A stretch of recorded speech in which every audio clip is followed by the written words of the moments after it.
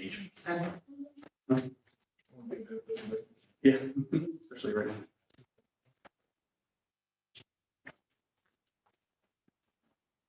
Good evening, everyone. This is Wednesday, June 14th. We are at the Finance and Audit Committee meeting. I am calling this meeting at 6:32 p.m. In attendance, we have Alderman Stephen Shabbat, Alderman Michelle Hirsch, Council President Andrea Schau, and John Toohey is at the table with us as well. As always, we start with our comptroller update. So I will turn it over to John. Thanks, Mike. Thank you. I've handed out the hard copies of financial reports over here on the table. So we are now, my update will bring you up through, in terms of financial statements, up through April of this year. We closed out April. I'll continue on a trend I started last month. We are certainly seeing a tightening up of expenses. Year to date, we are up a fair amount over where we were at this time last year. We're up about 3% of budget, which would equate to about $1.5 million. Expenses over last year. Last year, we ended up with a small surplus, but it was pretty tight. On the revenue side, we're certainly seeing things slow down. We're seeing the sales tax come back down to earth. We saw a huge growth the last couple of years. On a year-to-date basis right now, we're just about break even where we were last year. At this point, I don't have any concerns about budget. We are on target. We budgeted $18,955,000 for sales tax. We came in last year at last year we came in at $19.02 million.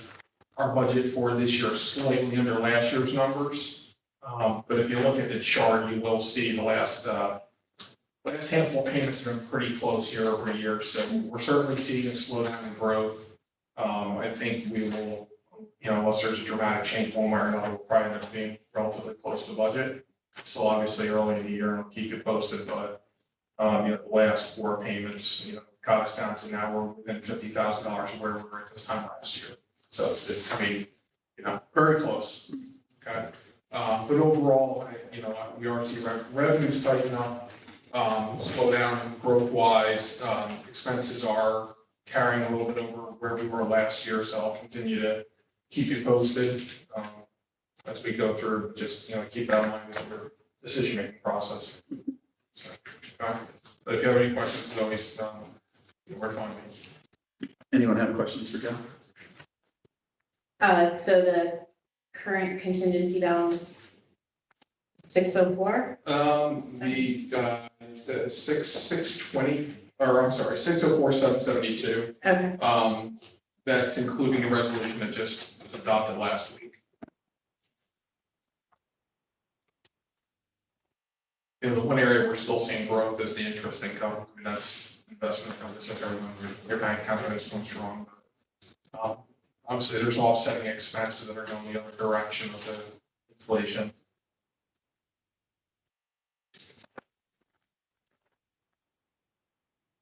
Any other questions for John? Yeah. Thank you, sir. Always appreciate it. Thank you for the work you do. If we could just adjust after I came up with the agenda list, talking to a few people about not being here for a couple of these, that we could adjust the agenda a little bit. I don't know if either Sue or John, since they're here, wanna go first to do those while we wait. The mayor will be here to discuss the task force. And is Jonathan on his way? Jonathan is going to be online because some of the numbers weren't going to be. Right, is he, He is that says, an issue? he says he is waiting in the Zoom. Okay, so I will, yes, if we could. Sure. Move the box. This is item 4 for anybody watching. Okay, I did bring dated figures and committee reports. Thank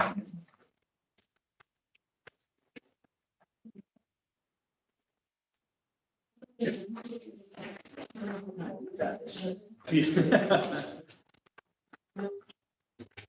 The meetings are on the list, so it should be, item approved.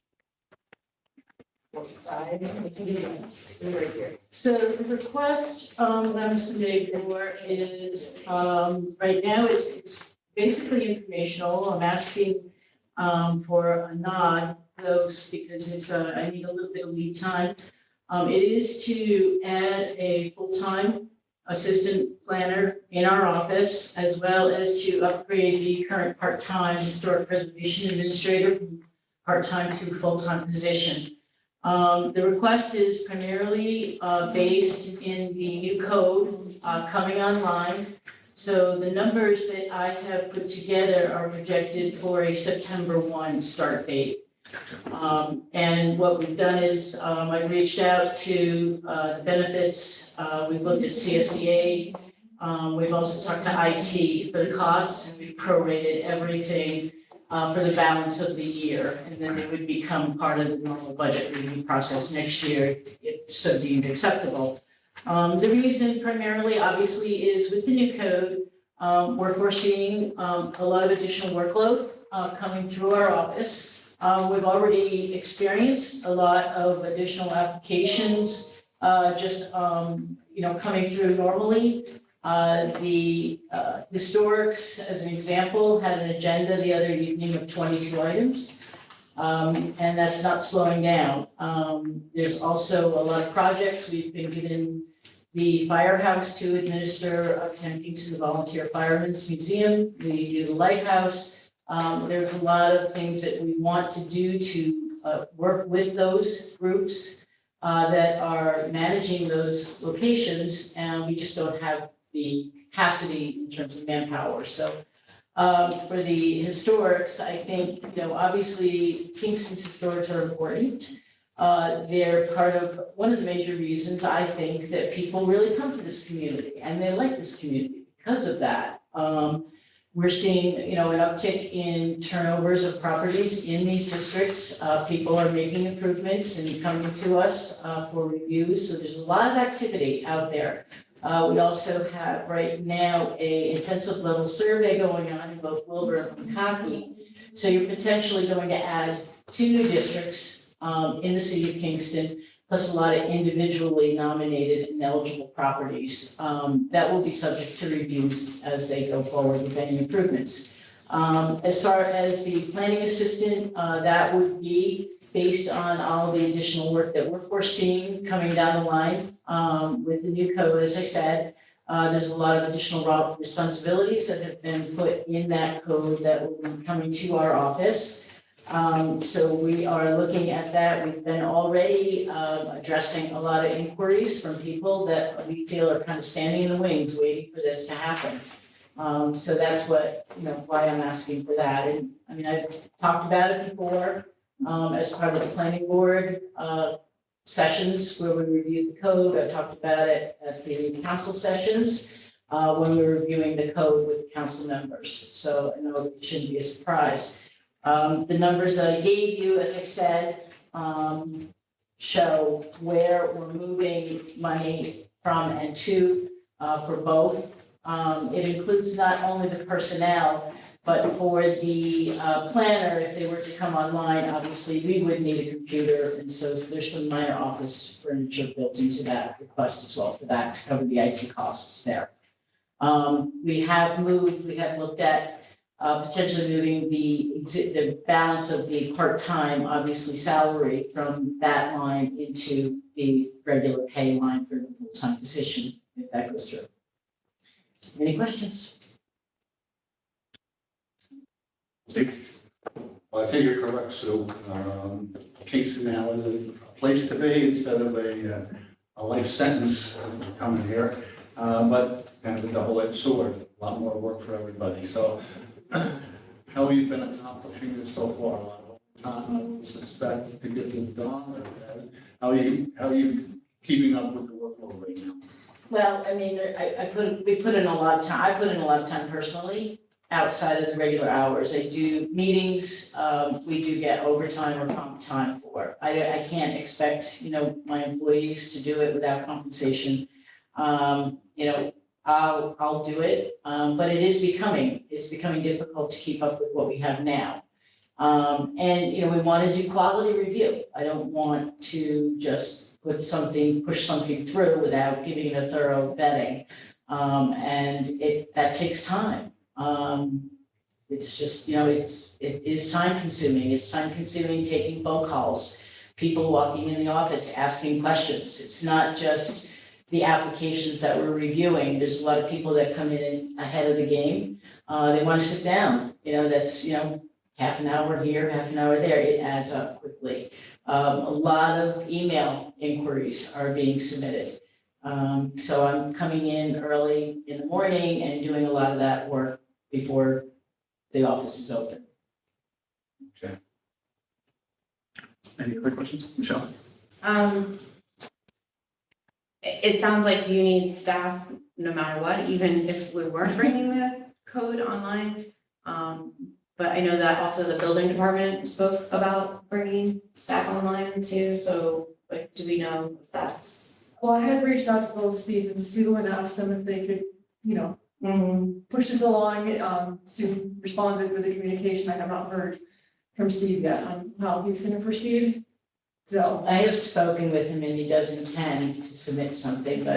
but he just hasn't yet, so. Yeah. Sue responded, Steve hasn't. So I would say that because we haven't passed the code yet, like procedurally, filling jobs before it's passed, is that? Are you asking if that? Yeah, I mean, is that like procedurally okay to be doing? We haven't passed the code or the. Yeah, because it has nothing, it has to do with the code, but it. Well, what I wanted to do is just kind of get a nod from you that you would be supportive of this, because there is some lead time needed, obviously, and we do have, the part-time position is filled, so that's not a burden, that would just be upgraded. But the new position does have to get advertised and you have to, put it out there, so that takes some time. And that's why I put the date in of September 1st, thinking that the code would potentially get adopted by that point. No, if the code doesn't, what would your plan be? I guess I would have to say I would not do, we wouldn't hire anybody until the code is in place. But I want to have, be prepared for it. I don't want to be sitting there and be slammed and then I agree. having to do that at the same time. once the It's code kind of like a passes, double-edged sword. Yeah. Well, that's what, maybe there's something, if people are, I'm not uncomfortable with this, but if others are uncomfortable with it, perhaps we can add something in the committee report Just about that. to say, this is because of the zoning code, so if the zoning code passes, then that's what we'll do, if that makes folks more comfortable. Right. Like I said, I'm comfortable with this, but that could be a solution without waiting for the zoning code to pass. And I'm available for, if anybody, any of the other aldermen that aren't here tonight, if they have any questions, certainly feel free to call me. Happy to talk to them. I tried to write the communication as clearly as I possibly could and give you the supporting documentation. So when would you have to list the job then for the civil service? Like when would that have to be to have a 9/1 start? Well, if I could get the nod, we'd probably start the process immediately. The job description is there. It is a current job description, so that's not a heavy lift. And we could put it out there. I worked with Jackie to get it out.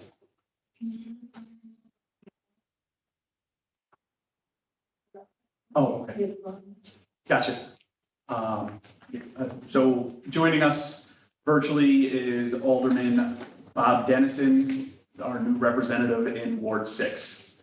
Thank you for joining us, Bob. But just raise your hand if you have any questions or want to say anything throughout the meeting. One of us will keep an eye. Any other questions for Sue? So have we explored the possibility of any grants or anything that might, that we could apply some of this labor? I have not, no. I don't know if there are any. I could look at that. I have not, though. No. Okay.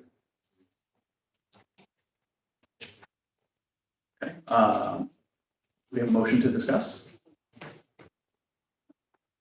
Second? Second. All right, so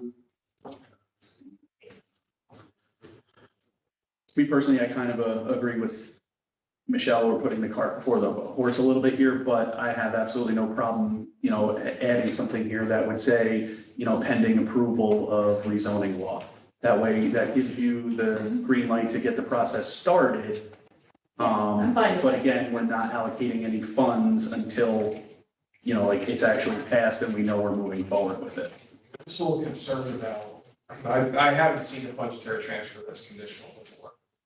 I'm just not sure Yeah, I was just what gonna I would even do with that. I mean, I can understand language being in there regarding why we're doing it, but I just have concern about putting a condition in for budget transfer sake.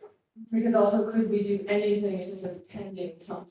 No, Right, it's so- not, it would be, I don't think it would be valid. Could you just hold off, I mean, if I have, the sense that it's favorable, I can move forward with what I have to do in the background, but then hold off on the resolution and add that, adopt that along with the code resolution?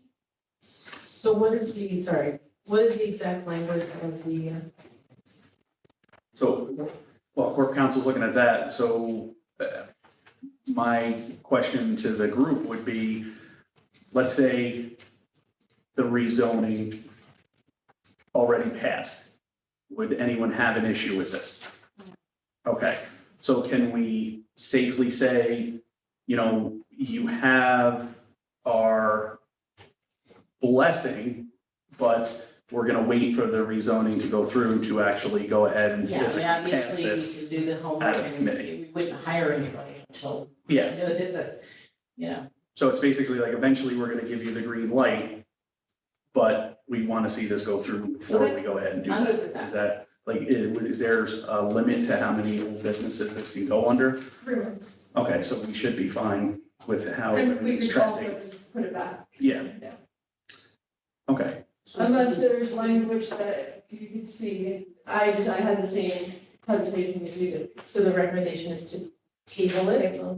table it with the understanding that as it stands today, once rezoning is theoretically passed, we would then go ahead and do it. Okay. Thank you. Is that it? And hopefully then we'll hear from the building department as well. Yeah, yeah. I would- Alicia, can you put this on old business, please? Good. Yes, of course. Thank you. Motion to discuss and Let's take a vote. Oh. Yeah, sorry, I forgot you took the motion. Yeah. okay, so motion to table. Motion. Okay. Thank you. Have a good night. I think so. We have the team players for the task force conversation. Jonathan's gonna take the lead. Okay. So that was number 4 on our list. So now we're moving back to number 2, which is the MRTA Task Force Revenue. And Jonathan has joined us via Zoom, and I'm going to hand it over to you, Jonathan. All right, can everyone hear me all right? Yes. Oh, Okay. okay. Cool, okay, so I'm just gonna go right ahead then. My name is Jonathan Clark. I'm here with the Office of Corporation Counsel, also on behalf of the Kingston Marijuana Regulation and Taxation Act Task Force, the MRTA Task Force.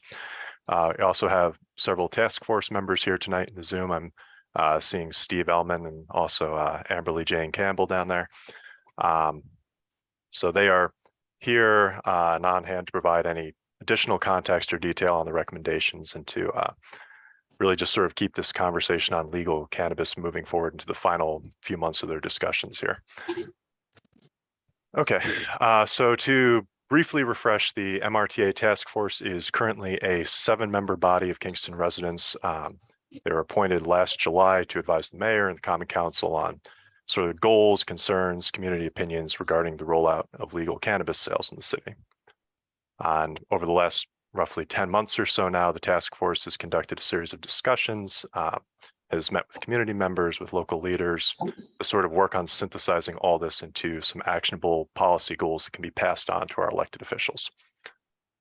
Now, the current set of recommendations that have been shared here tonight grew out of a request by the mayor back in, I think that would have been our January or February meeting. But a request from the mayor to sort of develop objectives for spending cannabis tax revenue once it becomes available. Essentially, once legal sales really begin in force, we're expecting to have some amount of funding available to us automatically as tax revenue here, as well as some additional funds that we'll be able to access through a state grant process later on. And really the idea with the grant funding specifically, but also this entire adult use regime in general, is to be reinvesting this revenue in communities like Kingston in an equitable way, which really means being mindful of the past injustices that we'd seen in cannabis enforcement and how we can move forward from there. So looking at the recommendations specifically, that's really a key consideration that the task force has identified in their discussions. The recommendations really emphasize investment in community reentry for individuals who are previously incarcerated on cannabis-related charges as part of this general expungement process that's moving forward. But it's also emphasizing these sorts of informative programs that are aimed at helping people in the community navigate the changed regime, the changed laws, the essentially what is a new industry being built from the ground up. Task force has also emphasized investment or equity-focused investments in related areas, including mental health, including affordable housing. And throughout the entire recommendation, you'll really see that there's this strong emphasis on continuing community engagement. That can take the form of promoting information, but also proceeding with as much transparency as possible throughout this entire process. So really, as committee and hopefully eventually the entire council is looking at these recommendations, I think it's important to keep in mind that this is not committing Kingston to a particular course of action at this stage, but this really represents feedback and a list of priorities from across a broad cross-section of the community. And our hope here is really that the council will review these recommendations, circulate them to the department heads that are best positioned to really start acting on them once the funding becomes available, and really use this as a guide to start making decisions on how we want to reinvest this money. Because ultimately we're looking at this as a community-centric regime, and these recommendations are really intended to represent a distillation of the community's goals moving forward. And then just one final thing that I'll note that we're looking at is the possibility of putting together some sort of memorializing resolution. If we feel that it's necessary to sort of identify areas where we require additional resources from the state level to really effectively pursue these goals. So if that's something that there's interest in, we can also look at producing something like that further down the line. So that's sort of my little introduction here. I guess I'll turn it back if there's any questions. Michelle or Steve, do you guys have any?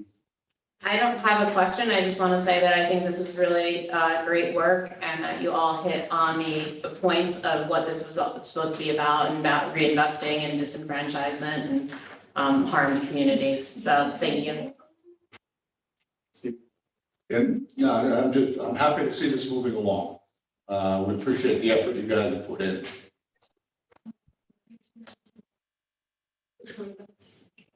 Yeah, so if I could just jump in, I just, Jonathan, thank you for that overview. And I too just want to thank the work of the task force over the last, couple of months. I think I've really enjoyed, getting to meet with you all and to be able to hear the different ideas and suggestions. And I do believe that, at least I'm pledging on behalf of the administration that, we're going to work as soon as grant funding becomes available from the state to really actively go after funding. And I think that this type of letter is really going to be helpful for us to be able to also show that we had kind of broad-based support for supporting and submitting these applications. I don't think there's really any other city that really created a task force like we did. And so I think it's really going to help our grant applications to be able to show that we did our homework and we did our outreach, and now that they should look more favorably on our grants compared to other communities that maybe are just submitting a grant application based on their own personal feedback and thoughts. So I just think that this is really gonna help us a lot. And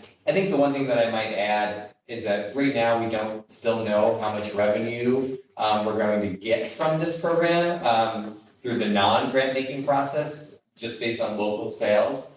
But what I will say is that we may need some additional support staff to be able to implement some of these programs and to do some of this communication work. And so I think that we would want to make sure that we build into any funding stream, making sure that we actually have people in city government to be able to help implement these programs, and that we figure that into any funding mechanism. So that's all I wanted to share, and I just wanted to say thank you. So we're not passing anything. Well, Just wanted to add one more note, because I'm not sure, it wouldn't have been posted with the communication, but we have looked extensively at the Office of Cannabis Management's social equity plan. And I think we circulated that with the task force, they reviewed that before putting this together, and happy to circulate it to the council as well. But I just wanted to note one point from the meeting that happened yesterday. That social equity plan breaks out 40 years of data on marijuana arrests by zip code. And of course, they focus on New York City, and what they're going to put up on the website is a tool that allows you to look at where people were arrested by zip code year after year during that 40-year period. But the one point that I just felt like was worth noting, in that report, it says that the Office of Cannabis Management estimates that from 1980 to 2021, cannabis-related misdemeanor and felony convictions resulted in lost lifetime earnings of approximately $31 billion, with Black and Hispanic individuals accounting for roughly 25 billion, or 83% of these losses. The average lifetime earnings for those convicted of a felony but not imprisoned for it are reduced by 22%, while those convicted of a misdemeanor are reduced by 16%. And so with that type of catastrophic financial impact, it as a backdrop, it really made Jonathan and me feel proud to be part of a city that has a group dedicated to gathering this type of feedback, a small city doing it. Obviously, New York City has a lot of folks working on this, but in our region, it just doesn't exist. So we really were glad to be part of it and trying to remediate those losses that we're talking about here. definitely significant. So, because this is just information gathering. The question is, do you want to refer to a normal analysis? Sure. I don't know if we. Well, we wouldn't do that here. Oh, okay. So if that's something that you would be interested in doing, we could ask the task force to come up with something. Is that your idea, Jonathan? You guys would pen a memorializing resolution? Yeah, that's certainly something that we've looked at, something that we can move forward with if there's interest. Task force is continuing their discussions through the summer months as well. So if there are any additional things that we could look at, I think they'd certainly be open to it. But yes, putting together a memorializing resolution is something we'd be willing to look at. So this is just Information. probably Okay. any time for questions. Okay. No. Any other questions? So should we advise them to come up with a memorializing resolution? Is that what Yes. you all want?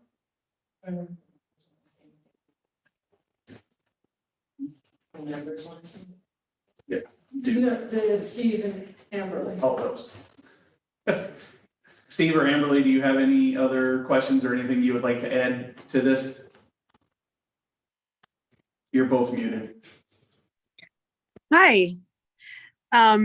Yeah, I just, I really don't have anything major to add. I just want to say that we've worked really well together, and we have all just really kept in mind, trying to right the wrongs that marijuana prohibition has done to our community. And the end of the letter that we've submitted kind of really gels it for us, is that we're really just trying to help all segments of the community to make a community that we really just want to live in and are proud of. And I think that we're, doing well along for that goal. So I just want to say thanks. And it's been a pleasure. And I've learned so much from the other task force members, and they all bring a lot to the table, and they're just super talented, and it's been an amazing experience for me. So thank you. Thank you, Amber. I second everything Jane just said. Okay. Jane Bondage is my roller derby name. So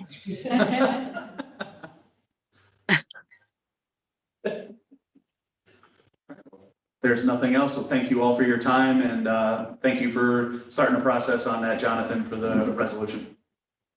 Yeah, 100%. I'm again looking forward to working with the task force more as we kind of finish up this and move forward. Really proud of what we've done here. Thank you. Moving on. Okay. So we have 2 guests here for the parking, I don't know if we'll go to that. We don't have to write it down, but we also have Ruthann and John. So I'd say one of those 3 first. It's too much pressure. You want me to decide? Yes. All right, let's take Just to fill in. number 5, the citywide sewers, since John is here first, and then we'll go to the parking inventory study, and then we'll go to Ruthann, just because it's gonna be a little bit more. The 2 different grants. Somebody has to remember the order. No. So this is number 5 for anybody who's listening. Okay, good evening. I'm John Schulteis, city engineer, here for a project on Prospect Street, specifically the sanitary sewers, and specifically 2 segments, which are segment 1 is Henry Street to Greenfield, and segment 2 is St. James to Liberty. So my office, working with a consultant, has evaluated the sanitary sewer. We've been, of course, in communication with DPW to learn about the maintenance difficulties that have plagued this sewer on Prospect Street, which has resulted in sanitary sewer backups, increased maintenance needs, and of course, what's obvious to us most when traveling on the surface are the damage to the roadway that results from poor condition sanitary and storm sewer. So we have a preliminary design. We have enough of a design to estimate the cost. And we're at about 6.5 million to complete these 2 segments and restore the overlying road surface. And general schedule plan on this would be to complete the design during the summer and fall. Did this late fall, early winter for construction early next year.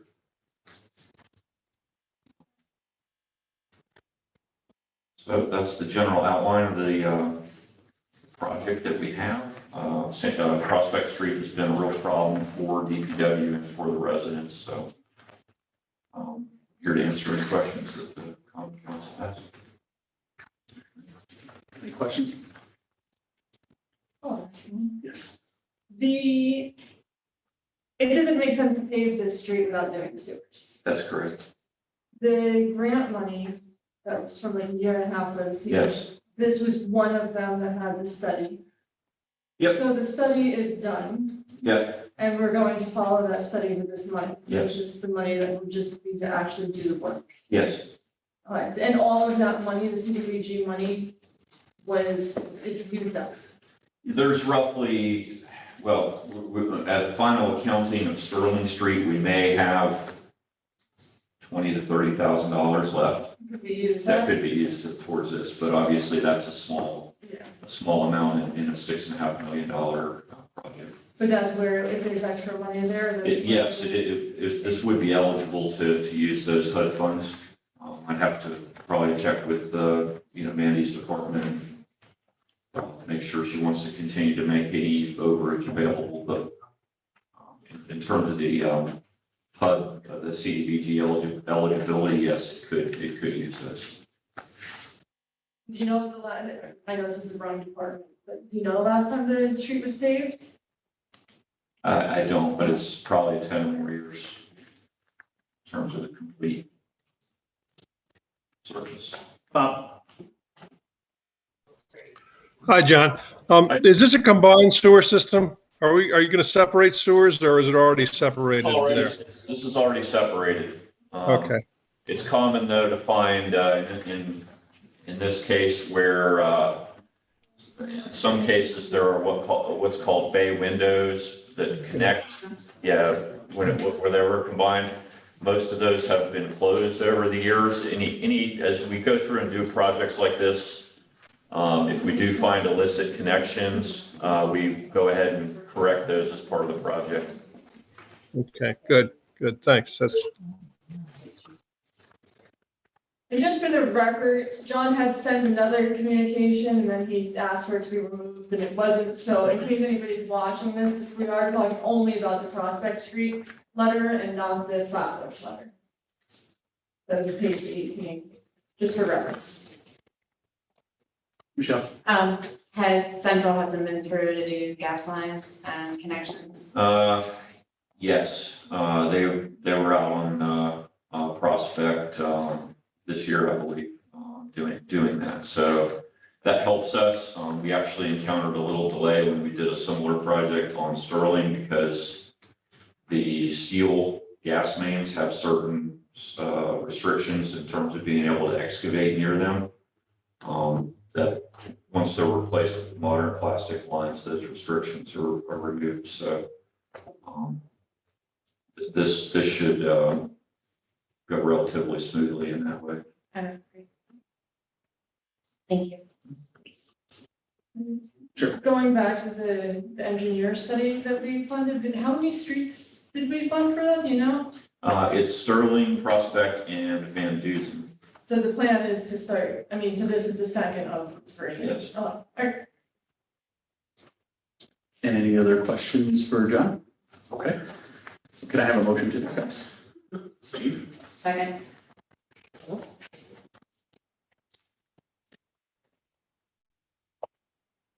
Any discussion? This is being ongoing, so I guess we knew this was fine. The sewers are Yeah. full, so we're just gonna have to be funding these more often, and it doesn't make sense to keep paving and then wake up the next day with potholes and. Exactly. Yeah, we have to start doing this, sewers aren't sexy, but it's time to make sewer sexy. Yes. And with the way I look at it with the rezoning, assuming that's gonna go through, we're gonna have the potential to have more apartments available and units being transferred, so it's a good idea to upgrade our infrastructure while we can. All right, so I guess I will call for a vote. All in favor? Aye. Aye. Any opposed? Okay. Thanks, John. Thanks. Oh, yeah, that's what we need to report first. Oh, yeah. Okay, so backtracking a little bit, the committee report reads authorizing costs up to $6,500,000 for repair and replacement of sanitary sewers in Prospect Street in general bond. So as Councilwoman Hirsch said, this is something we will have to bond. Can we put in the committee report that it just goes from Henry to Greenfield and St. James? So we said from Henry. From Henry to Greenhill, and then St. James to Liberty.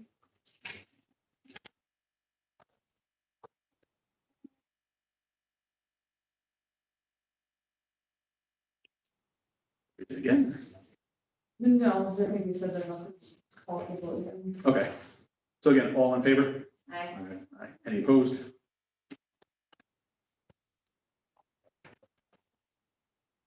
Resolution passes 3-0.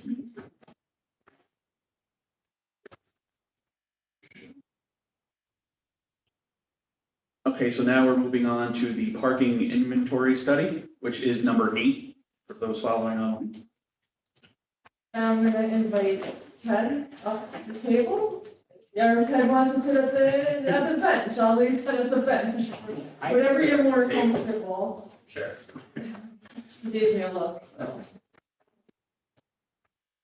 This is, if you're on the agenda, I think page 31. So I brought this up, this isn't surprising to anybody. You know, as we've been going through, the rezoning conversations, parking has been brought up quite a bit, and have been quite a bit of concerns. And during the conversations, I was approached by a group of constituents, Ted is the representative from the group, about looking at other solutions. As I've mentioned before, and what's in the communication is we have issues with parking, right? We've been talking about it for a long time. Our current zoning code has not fixed those parking situations. And I know there's some worries about the new zoning code, but making it look like our old zoning code that's proven to not have addressed those issues is also not the solution to not go forward with changing the zoning code because of this. So this is an idea to create a parking management system throughout the city, starting with a parking inventory study. So the idea, and I sent out, you all get the email with a bunch of different examples based off of city size, or municipalities that are roughly the same size. I either sent it yesterday or today, this morning. You'll see a big, wide range of costs, which I can talk about later. But the idea with the inventory study, which would be the first step of the parking management plan, would be to go out and hire experts. We don't have anybody on staff, you know, like when we have the housing director, he should go out and do some of the studies for that, but we don't have anybody with expertise, or we don't have the capacity for that here. So we would hire a company to do a parking inventory study, hopefully coming up with some solutions, and that's where the range of costs came from, the lower costs. I think it was the lowest cost of $9,000, and that was just inventory, like you have these parking, you have this parking here. Mid-range was more of, here are some possible solutions, and of course, the higher range can have, you know, more to it. So we decided, because I think the highest was 150,000, so that's a pretty big range.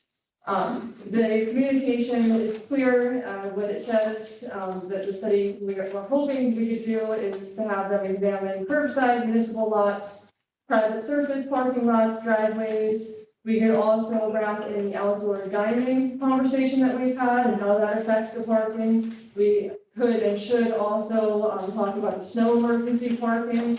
So this was a first step. I didn't have any plans on moving forward with this tonight, just to kind of have a rough idea of what you guys have any thoughts. If you want any more information, Mayor Noble is also here to speak on it, and then I would like to, if you want to speak first or have Ted speak, but I asked Ted to say a few words because he knows more about this than I do. Ted, please. Sure. So I'm Ted Greasy. I work at the Kingston Land Trust. I'm also on the Conservation Advisory Council and the Ulster County Environmental Management Council. The group Andrea referenced is kind of a hybrid of transportation advocates and the original community group that got together to advocate for the form-based zoning rewrite. So we're very happy that mandatory parking minimums are not included in the new zoning code. As Andrea mentioned, that it's very well documented that they don't serve the municipality. But of course, that brought up a lot of other parking issues that we have as a city. So we started to think about how can we actually address these issues for the long term. And really the first step that we identified was a parking inventory. Typically a parking inventory is an inventory. So it's looking at all the available parking, public and private, and the type of parking. Sometimes it gets into the value. Parking is really an economic issue. So I read an estimate somewhere that every public parking space averages about $20,000 in value for a given year. So with the parking inventory, typically there's also a parking utilization and demand analysis. A lot of times, there's a sense that there's not enough parking, but a lot of times it's just not being utilized, optimized properly. So the utilization demand analysis can look at what lots are sitting empty during the peak hours, where the most congestion is. Should we tier meter rates to increase more circulation, things like that? And typically these studies, there is a wide range with cost, because you can focus on your downtown area, a few square blocks, like the Stockade District, for example, or you could open it up to full Broadway corridor, the Rondout District. So the cost is going to go up proportionately with that, but I know there's a sentiment everywhere here across the city that studies are expensive. You're paying consultants and they're getting shelved, but I would argue that this is one of the most bang for your buck studies that we could do, because we can optimize how we use our parking, how the revenue we get from our parking, how it affects our visitors and our residents. And then typically these studies, even if it's not a full comprehensive parking management plan for the whole city, they're going to have findings and strategies that we could look at just one by one as a city and implement. And I just have a short list of some of the strategies that have been recommended from studies for other towns. You can do shared parking districts where you could make a deal with the public lots. After a certain hour, they're open to the public. Other cities have leased public lots to provide additional parking. You can convert specific sections of streets to one-way streets that open up one side for parking that it wasn't before. You can reconfigure existing parking lots, consolidate. If there's a bunch of little lots together separated by trees and medians, you can redesign them to fit double the amount of cars sometimes. I already mentioned implementing tiered rates based on demand for meters. That's something that is happening and recommended in a lot of other cities. And also the idea of the concept of creating a park once environment, which we actually are pretty good at in Kingston, where there's a municipal lot, you park there, and then you do your walking around the commercial district. That increases foot traffic and decreases emissions.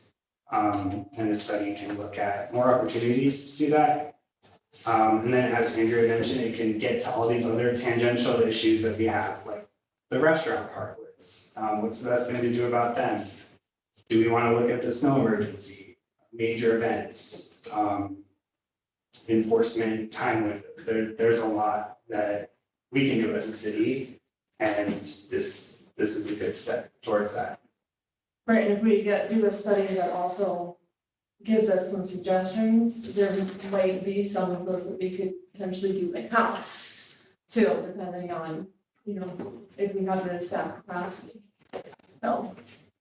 I think to add to Ted's great overview is that I think one of the things that I've learned as mayor is that parking is complicated, and it's a complicated city issue, and I think people feel very strongly about, out of those 10 issues that Ted just brought up, there are very varying opinions, in a city as diverse as ours, and with as many diverse neighborhoods that we have, whether residential, business district, and the specific areas that we have versus the residential neighborhoods and parking. And so I would be a strong supporter of going all in on a parking management study and trying to answer all of these questions at once. Because I really do think that the strategies on how we deal with parking are very interrelated. And so how we change our snow emergency rules may really factor into, how much on-street parking we need or don't need in a neighborhood versus how we manage, the use of parking spaces, in our business corridors can also affect, where people who live in the neighborhood can park. And So I would be a proponent of, building a pretty intense request for proposals. And then putting that out to bid, to really see like, if we have all of these questions, what would it cost to get them answered for us? And I think that that's kind of, would be my approach to just kind of go all in, on the concept, to really try to, have this conversation, and not just kind of pick one or two topics. Because I do think that could get complicated if people get it too narrowly. And that could have kind of effects that we just weren't expecting. So that's all I wanted to say. Steve, and then I have a question. Yeah, I couldn't agree more. I mean, I think just an inventory is gonna serve no purpose. I mean, we need recommendations. I think one of the big issues. Some of the ones that I sent were more of the management. Right, thing, yeah, so, that's, I just mean, wanted to make sure. that's the direction I wanna go. That would be pretty comprehensive. I think that is gonna be a problem with the new zoning. I think it's gonna create some parking problems that we're gonna have to deal with. So, we definitely need some help, some recommendations on what to do here. Just figuring out the parking that we have is really, it's not gonna help us. We need some professional help. I can't think of many areas in this city where parking isn't a problem. My ward in particular, I've said it a million times, it was not built for vehicle traffic, it was built for foot traffic. The streets are so narrow, there's so little parking down there now. We need some professional help. So, as the mayor says, if we're gonna do it, I think we should do it all the way. So Steve touched on one of the things that I was gonna bring up. I think, I do see the value in doing this study, but like almost everything we're touching on today, I think in the back of the mind has to be, what the parking looks like with our rezoning. That it's just, that we're gonna be allowing a substantial amount of on-street parking now, so that I would like to see that taken into consideration with the study. Because again, moving forward, with the assumption of, homes being transformed from single family to multi, there's gonna be more on-street parking and how that affects everything else. So I would like to see that added into, whatever survey we're looking at, that we have that in the back of our minds that, okay, how does this look with our rezoning laws? Yeah, even if we're going to, if you want to move forward, I'm not gonna stop anybody tonight, if that's what the committee wants to do. I mean, but that it will be a process too, so before we could even get anybody indoor into Kingston, we'll most likely have had the rezoning vote. Yeah. So, that will just automatically be present, we'll have the rezoning, if that happens. And I did ask John, just out of curiosity, what our parking revenue was.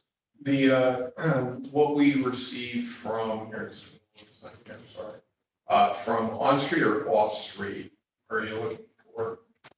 Both? Yeah.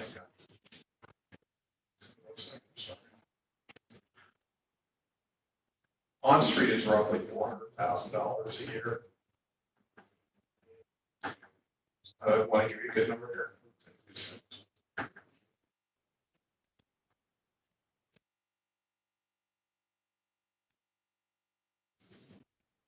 That kind of On, answer-ish your concern, but lots are in the neighborhood of 100,000.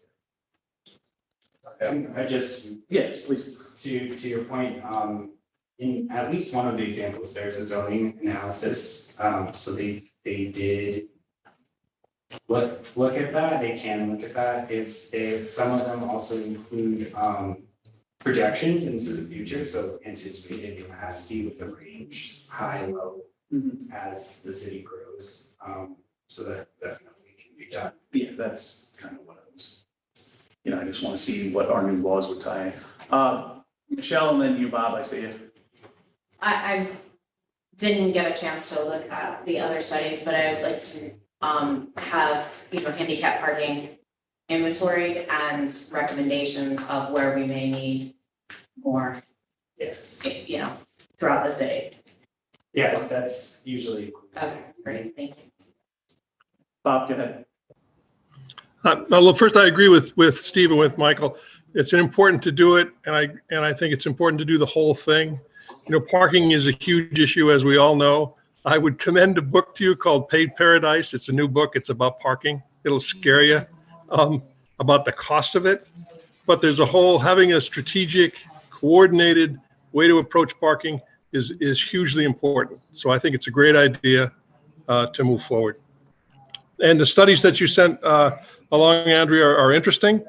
Stantec does a bunch of them apparently around here, which is so I think if you did an RFP and found some consultants that actually have credentials and knowledge in this, I think the city would be better off. My 2 cents. Thanks.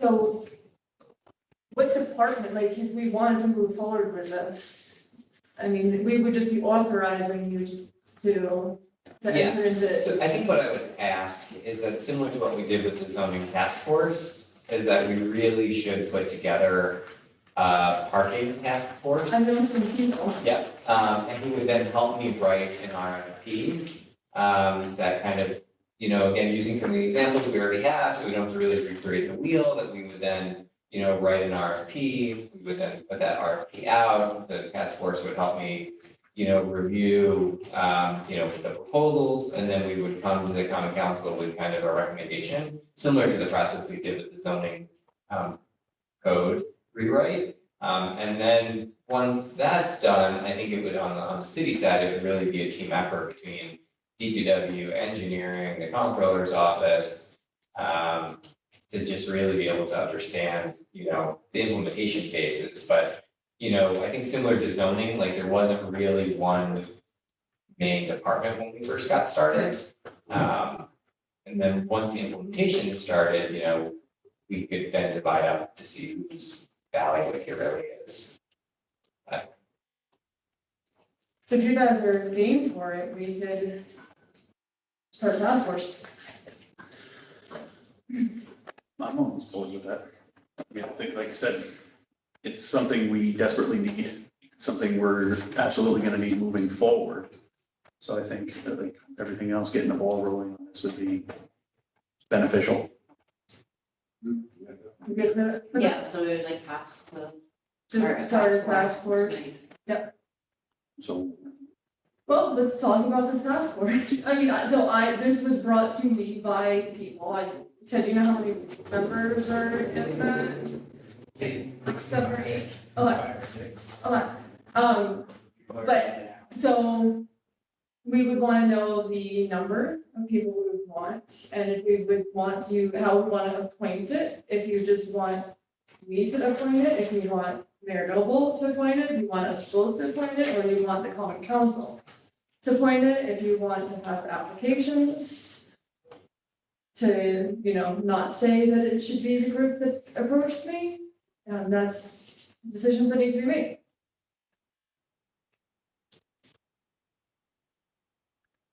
questions, comments, ideas, thoughts? Bob, go ahead.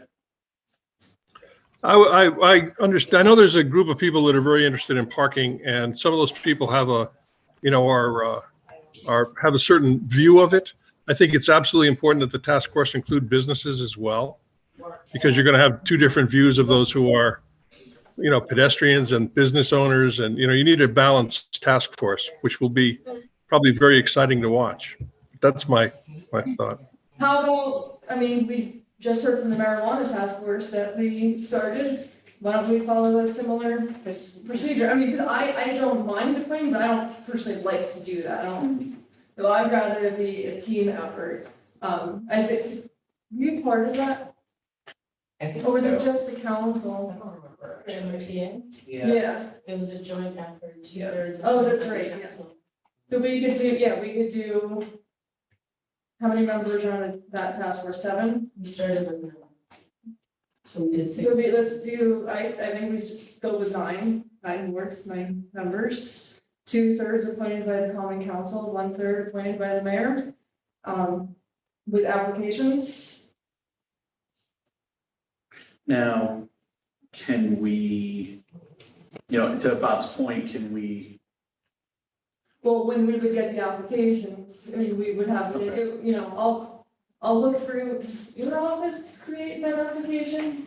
We try to ask the questions to solicit info on different viewpoints. So it Yes. sounds like something. Yeah, so, and then when we got together, when we appointed that task force, we had all the information, I think you came up with that spreadsheet, and it had all the information, so you would know this is a business owner, this is their expertise, this is, where they live. And, we'd have all those questions. Yeah, I think the application process would be great. I mean, I think that you're gonna get people to buy in a little bit more if they have to fill out an application. Otherwise, if you were the mayor, just ask somebody's level, say, okay, just because they're being asked and, And we don't know everybody. so Yeah, so there's- yeah, I mean, I think an application is. I think that's the best too. so do I have to write a report that says something along those lines, or? No, can I have somebody in your office help come up with the application and then we can bring it back next month and then start the task force, unless you guys want to start the task force without the application. I think I'd rather have the application. Yeah, why don't we do the application? Yeah. For sure. So I will have that for next month. Okay. And you're good with appointing the third? Very nice. Too late now. Yeah. Okay, well, Thank you. thank you very much. Thank you. So now we are moving on to number 6, which is the 2023 consolidated funding applications for state grants.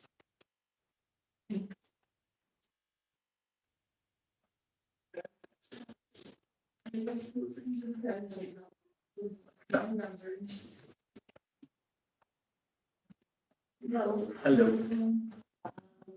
Natalie, Pickle and I are here with a few other staff people this evening to make a request for approval of some draft resolutions that we're doing for this year's CFA season and one non-CFA grant.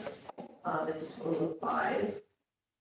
The CFA applications are due at the end of July, and the other grant application is a separate DOT opportunity that's due on July 10th. So what I wanted to do was actually start with the Center for Photography of Woodstock, because we have Nadine Lemon who's on their board here, and she can describe their project. Our request is for a supporting resolution for their Main Street program application. Thank you for letting us get on the agenda tonight.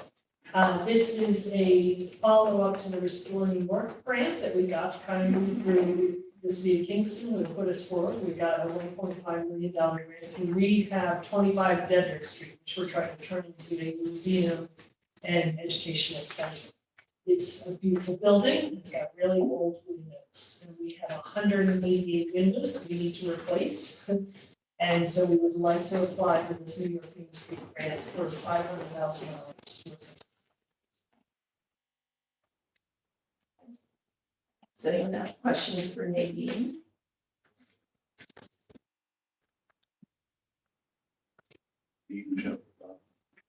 No questions, we're just doing it on their behalf. Yes, no money Yeah. in, just, we think this is a great idea, please go ahead. Those are all separate committee reports, right, Rita? These are all separate, right? I didn't actually do a committee report for Nadine's. Was that required for Nadine's as well? What is it? What is that? What's it? This is just blank. I grabbed the blank one because we didn't have one for that. What are the other ones? Can I see the other ones?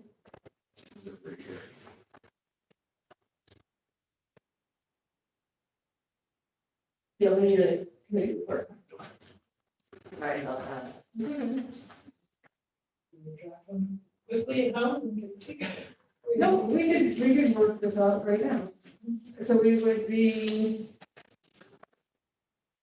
Am I basically just copying this? well, there's nothing that we need to authorize the mayor for, right? Or is it? Would it be the same language to request authorization to the mayor to apply and execute documents for a grant from the? So the mayor's gonna apply. Right, We're you applying, we apply. just need a resolution from the municipality that says we. It says the common council of the city of Kingston, New York approves and endorses the application of center photography at Woodstock. The resolution approving and endorsing the application of such, yeah, that's easy. The resolution approving and endorsing the application, Proving, the approving and endorsing of the application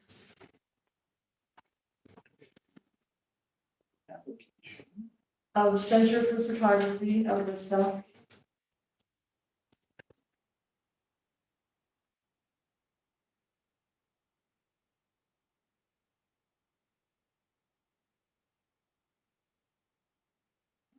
Inc. For an NYS Main Street program.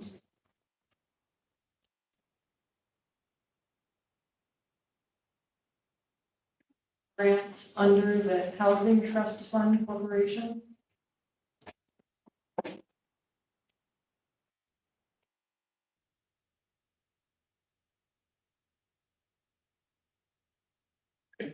And the NYS Office of Community Renewal.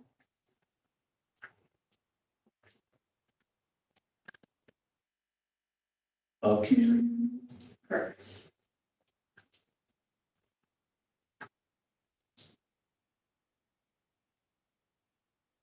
For a project located within this community.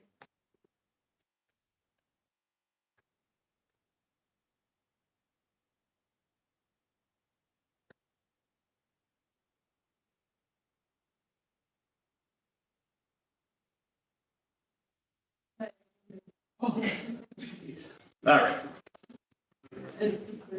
great.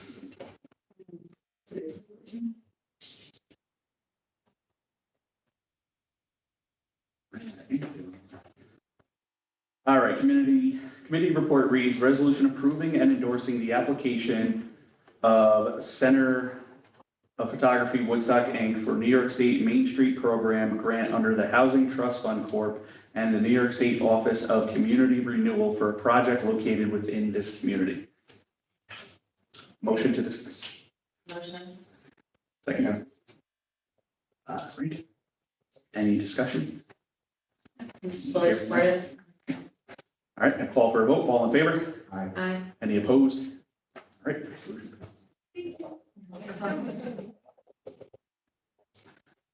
One down. I'll wait here, what else is flashed? We'll go back to the beginning of the CFA grouping. Number one was our Kingston Neighborhood Skate Park. As with all our grant applications, the effort takes a group to really accomplish. Natalie Kittel is the lead writer for this application, and she'll talk a little bit about it. Natalie, you want to describe the project? Yeah, sure. So we're requesting the maximum grant amount of $500,000 from the Office of Parks, Recreation and Historic Preservation to create the skate park by building over an unused tennis court at Hasbrook Park. So that would be for the design and construction of the skate park. And we've applied multiple times prior, and so we're trying again one more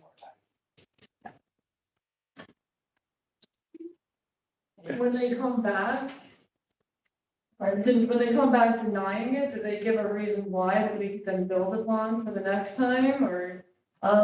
In many instances, we are able to get a review. We didn't do one specifically for that project last summer. We do have other other parks grants open right now, so that does sometimes impact the decision.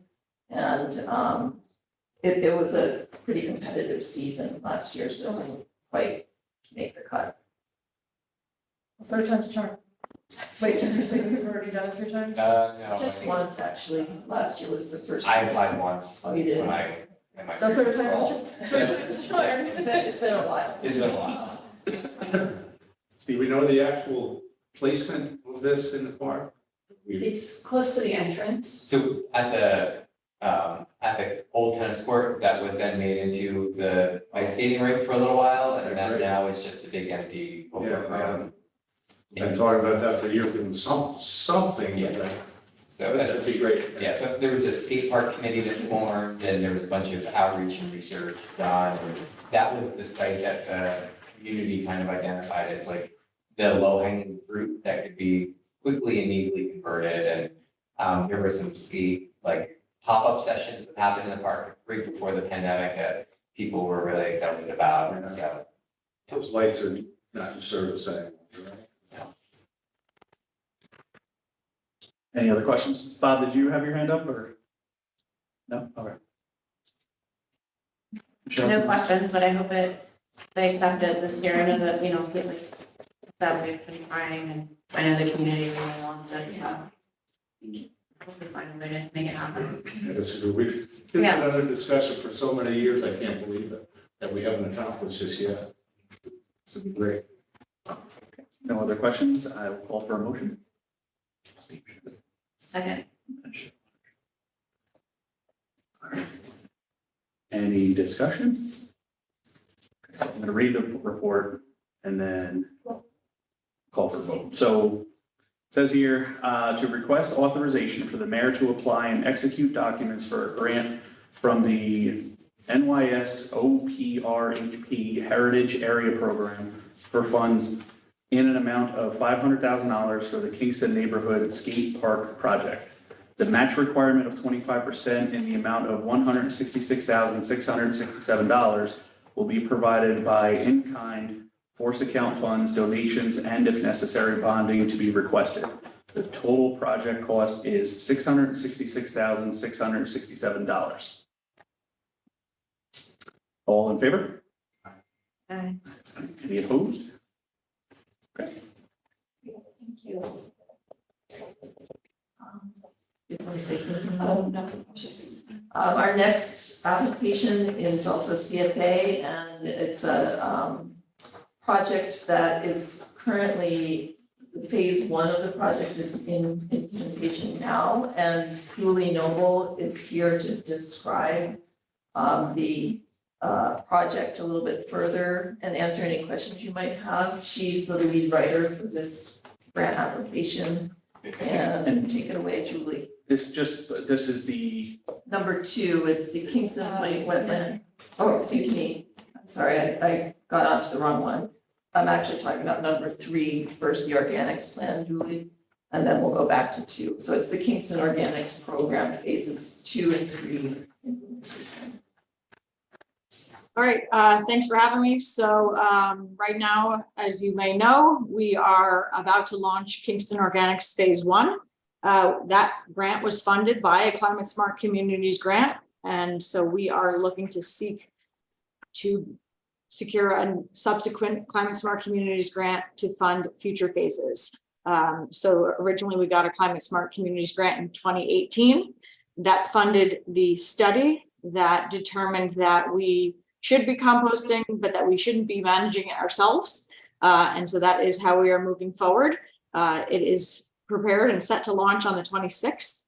And we have had incredible success so far in registering folks for the first phase, which is drop-off locations. So we are looking to expand with the future grant funding to phases that would include curbside collection at commercial businesses and curbside collection at residential homes, all voluntary. And so this second grant would be more substantial than what we have spent thus far. So far on implementing phase 1, the total cost as of today is about $10,000. It's not going to really go up from there in terms of the actual infrastructure implementation. Of course, the tipping fees will be brought down for every ton that we bring in. We're saving $90 a ton. But future phases would include moving forward with providing totes, small containers or small totes to residents or businesses that would want them to have them collected curbside. So this grant would also be substantially larger than phase one because it would include having to purchase an additional packer. Right now, we are able to do phase one with the existing staff and vehicles that we have, but future phases would have to include additional staff and additional trucks. And so this proposal would include totes, trucks, personnel, and associated fees as related to a much larger organics collection. Thank you, Julie. Okay, any questions? Michelle? The truck, is that a possibility to be electric, given that we're trying to cut down on carbon? So we have done extensive work on looking at transitioning our packer fleet to electric. We have met with folks in New York City. We have called, had interviews and meetings with people all around the state. We've done an incredible amount of research, and by we, I mean DPW and myself. The bottom line is there are multiple reasons why, although in principle I'm all over it, in financial aspect, it's just not reasonable right now. Right now, for a conventional packer, it's between 250 to 300,000. For an electric packer, it's about 650 or 750. More than that, right now, the average miles per charge on a packer are about 80 miles, and the closest maintenance facility is 80 miles away, which means if it broke down, we wouldn't be able to get it there or get it back. Also, New York City is in the queue for basically the production of most electric packers moving forward. And so even to get an electric packer, we would have to wait until all of New York City's were produced and then get some. I can go on with additional reasons. We thought about it. The answer is no. Okay, thank you. Maybe we can get one of their used ones when they finally. That'd be easier, probably, sooner. Steve or Bob? I just have another question. Sure. So because we received the grant for phase one, do we have a higher chance of getting phase two? I think that our competitiveness is extremely high for a number of reasons. One, it's a climate smart communities grant, and we automatically get points for being a climate smart community, of which we are the highest in the state. We automatically get points for being a disadvantaged community. We automatically get points for having programs rolling going along. Literally, this project was funded by the same grant before, so I have a shovel ready plan in place. We are implementing phase one of it. And it is a forward-thinking and progressive initiative that is not mandatory, but is a model for the rest of the state. And so I think that our chances are extremely high. Okay. And how long would it take to find out, like, when we get it? So the issue with this as I mentioned, organics phase one is going to start on the 26th, but phase two is contingent on budget and this grant, which we wouldn't find out till December. But more importantly, unless we can figure out how to rearrange our current routing schedule for DPW sanitation, in order to purchase a packer, it's going to take us at least 1.5 years to get a packer. So they ordered a packer recently, and they still haven't received it yet, and it's been quite a while.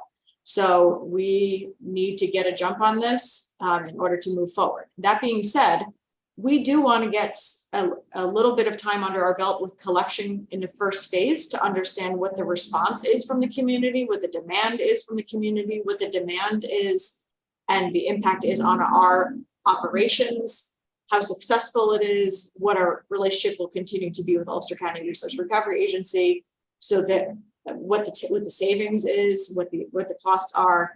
So there's a lot that we still need to do that we wouldn't, even if even if we had the grant immediately and you gave me the funding immediately and I could get a packer immediately, we still wouldn't implement it immediately. There's things that we need to do to make sure that we are going down the correct road because it is not mandatory. Since it is not mandatory, we want to make sure we're making the right decisions. That being said, it's going to be a little while, particularly if we can get a packer. But the answer to the question about when do we find out, we would find out about this grant in December.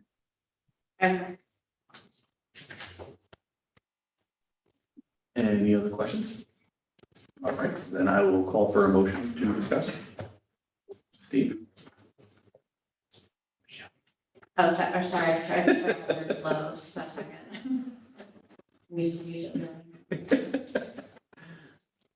All right, any discussion on the matter?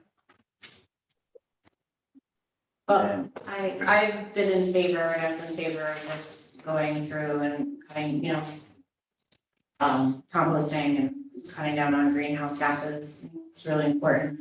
But I just want to make sure that we get the grant before moving on for phase 2, deciding if this is something we're gonna, this is a discussion we had last year in the budget that we would decide. Well, if we don't get Yeah. the grant, they're gonna Yeah. have to come to us Yeah, for the money. Yeah. So hopefully we'll get the grant. Okay, no other discussion, then I will read the committee report. Yeah, to request authorization for the mayor to apply and execute documents for a grant from the New York State DEC 2023 Climate Smart Communities Grant Program for funds in an amount of $1,200,000 for the Kingston Organics Program Phase 2 and 3 implementation project. The match requirement of 50% in the amount of $1,200,000 will be provided by in-kind force account funds, donations, and if necessary, bonding to be requested. The total project cost is $2,400,000. All in favor? Aye. Aye. Any opposed? Just like that, sorry.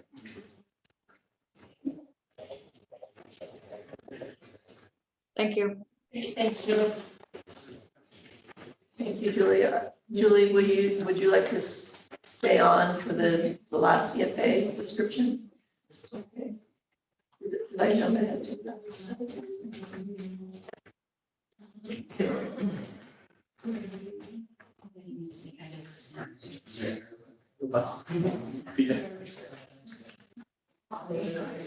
Thank you, sir. All right, so next is the.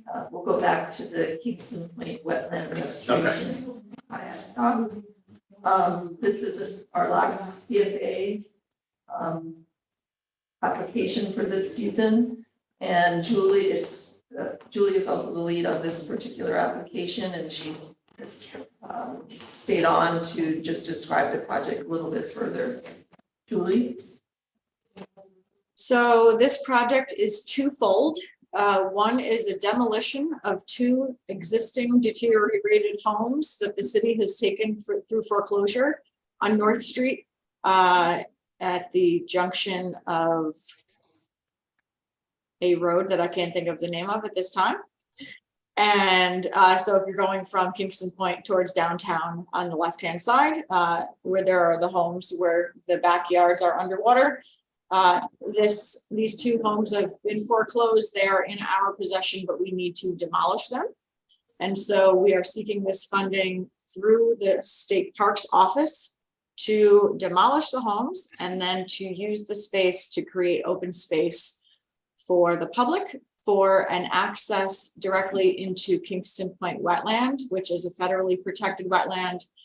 And this would provide a formalized access with a kayak launch and boat nature watching area. It would have a formalized parking lot and would be a reuse of that space, creating open space on our waterfront that we do not currently have. We did apply for this grant last year and were not successful. We did have a debrief with OPRHP, and they did state that a few ways we could build our, Department of State. Is it Department of State? Yes. Department of State, sorry. They did state that we could our application would be more competitive if we were articulate about how it connected to the Empire State Trail, which it is directly on. So that's pretty obvious, but we took that for granted. So we will make that more obvious. And then also strengthening our how we will engage stakeholders in this process. We have done an incredible amount of stakeholder engagement on our waterfront, but they wanted to have specific engagement for this site. So I think that it is competitive. It is something that the first part of it for sure is something that we need to do regardless. And so we're hoping to achieve that through this grant, and that is the demolition. And then of course, the second part would be the added bonus of added open space access with the same funding. So the grant is already basically written. We are going to enhance it and specifically address the issues that they brought up. They did say that our grant was just barely did not make it last time. So we're hoping that with a little bit of oomph, we will be able to turn it around. Thanks, Julie. Julie, real quick, you mentioned that there was going to be a parking lot. With this, my concern is, all the parking lots at Kingston Point at some point throughout the year flood. Are there any measures that are going to be in place to try and limit this as much as possible? Like, have we improved our drainage plans to make sure it's not underwater? Yeah. So Kingston Point is going to be fixed. We got $750,000 to fix that. But yes, so the intent for this North Street lot would be as preliminarily designed and conceptually designed by engineering. It would be a 6 parking spot site. And if you are familiar with the site at all, as you're driving up to the stop sign on the North Street, the first house goes down an embankment and is substantially below grade compared to the road. The second house is at grade with the road, and the rest of the homes along the North Street are at grade on their street side and below grade on their back, the first floors. This parking lot would be at road grade, up to the road grade, which is significantly higher than the floodway there. So there would be virtually no chance of this parking lot flooding in a reasonable period of time. Understood. Steve, and then John. Are the homeowners aware of the plans down there? You talked about demolishing some of the homes down there. We haven't entered into agreements with anybody yet, have we? So so the 2 homes that would be demolished are not occupied, and they're owned by the city of Kingston. And haven't been occupied in over a decade or longer. Okay. They're uninhabitable. Okay. Yeah, I wasn't quite sure. Yeah, I don't think anyone's lived in them since Sandy or before. Yeah. So since 2011. Yeah, they've been boarded up by DPW. So no homeowners will be impacted. No existing occupied homes will be demolished. Okay, great. Thank you. Michelle. So just my only question is how large will the actual dock be? If it's going to be accommodating people fishing, people putting kayaks in, people watching sunsets? So again, conceptual design by the engineering department is a slightly wider than wheelchair width wooden dock that would go out from the parking space out. And if you're familiar with the space at all, it would basically go where the house currently is. But what happens is that there is a railroad spur that is abandoned that actually bisects that property there, and it forms this berm between the home and the wetland. And so it would actually be, again, this is conceptual, but it would be a sort of an elevated boardwalk until you get to that berm of the railroad track, and then it would jut out shortly after that, just to the water's edge, so that we weren't doing any shading of the wetland there, and we don't want to build in the wetland because of restrictions to that. But anyway, we're not talking like any kind of mega thing. It would be like a small pier. Okay. Will there be facilities on site, like a porta potty, anything like that, and or garbage? You know, like, do we have to have DPW involved in this in any way with this property? At this time, we don't have anything planned. It would be assumed as a Parks Department facility with no amenities. Okay. Carry in, carry out. Yes. Any other questions? I'm good. Okay, motion to discuss. Motion.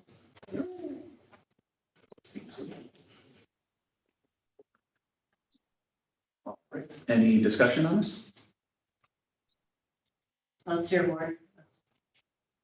Yeah, sounds like a pretty cool thing. And most of those houses are not usable anymore. They haven't been for a long time. It's really not much else you could do down there.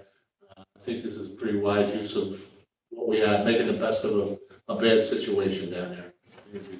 It'd be nice to a lot of people down there.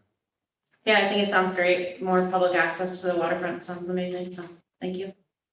I will just interject, I know you're in discussion, but if we don't get, and this isn't a threat, but like if we don't get the grant, we still have to demolish the houses. So this is kind of a way for us to be able to kill two birds with one stone. I guess our point is that we will be back, potentially.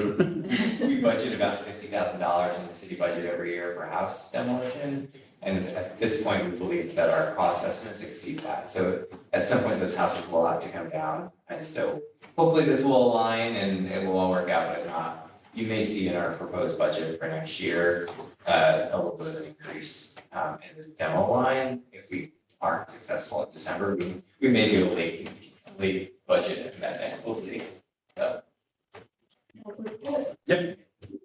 Okay, so hearing no other discussion, I will read the committee report. To request authorization for the mayor to apply and execute documents for a grant from the New York State DOS EPF Local Waterfront Revitalization Program for funds in the amount of $552,500 for the Kingston Point Wetland Restoration and Kayak Dock.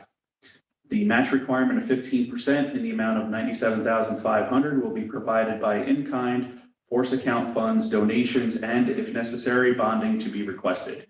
The total project cost is $650,000. All in favor? Aye. Aye. All right. Thank you. Thank you. Thank you. Okay, our last request is a resolution for an application, and this one is separate from the CFA. It's a Department of Transportation opportunity that's due on July 10th. It's called the Safe Streets for All program. And we decided to go in for this on the recommendation from Ulster County. So we're working closely with the county and Dr. Lopez's office for the safe and accessible Flatbush and Fox Hall project, which has two existing grants already, and it's been in design for a couple of years now. This grant would help fund the construction, which we're shooting for probably 2025. The right-of-way phase is about to begin soon. John is here to talk a little bit about it because he's managing the project. John, you want to? Yeah, I can give an overview just of the corridor that's already part of the project.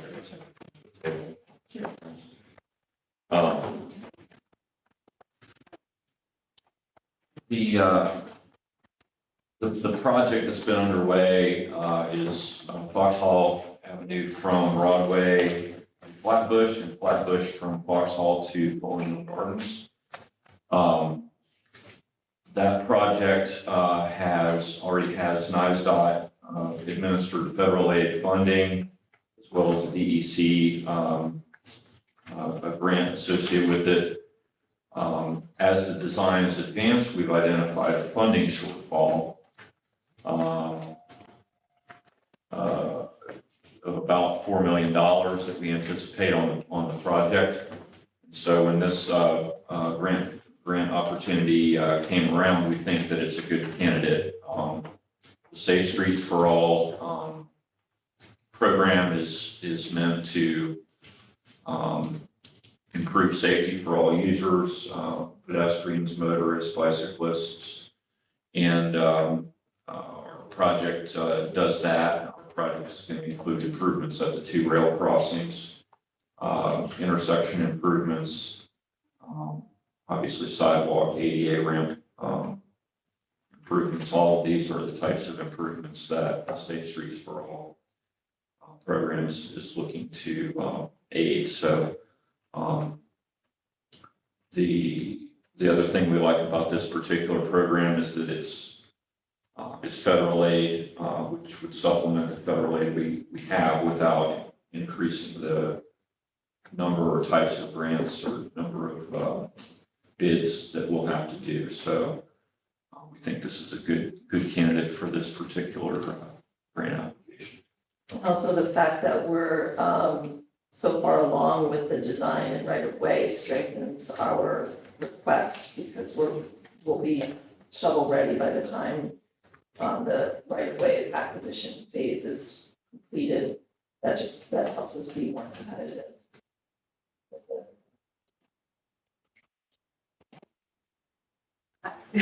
Thanks. So, where Foxhall and Broadway begin, it's, in Ward 9. So, at this point, there's sharrows on the road for the bikes. Would this be something that would incorporate bike lanes? Because Yeah, we're looking at, one of the components we're looking at is traffic calming more broadly on Flatbush, Foxhall. So things like speed tables, lane narrowing, could be other related components,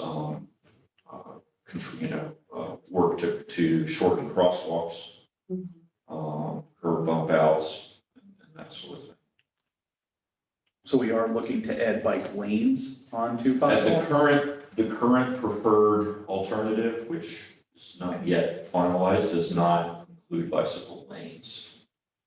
There's just not enough right now. Yeah, I was gonna say, it's too narrow, like, that's why. Yeah, I was no, A number of alternatives were looked at that would potentially eliminate could have eliminated on-street parking, but we weren't going to go to that extreme because there is on-street parking utilization It's pretty heavy. on Foxhall. Yeah, I was thinking about Foxhall Deli, there's parking. Steve, Bob?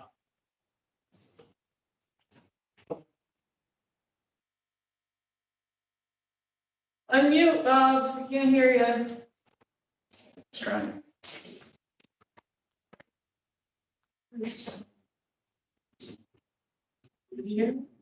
Bob, you gotta unmute.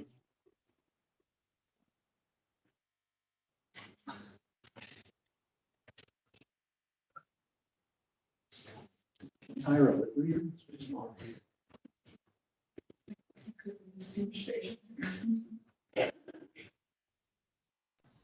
There you go. Okay, sorry, I got confused there for a minute.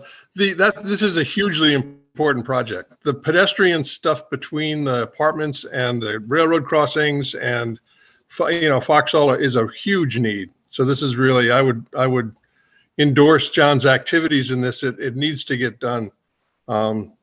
There's lots of people that use those, that walk along there, and it's I think it's an unsafe situation. I won't call it dangerous, but I'll call it unsafe. So just to add my 2 cents, this is an important project.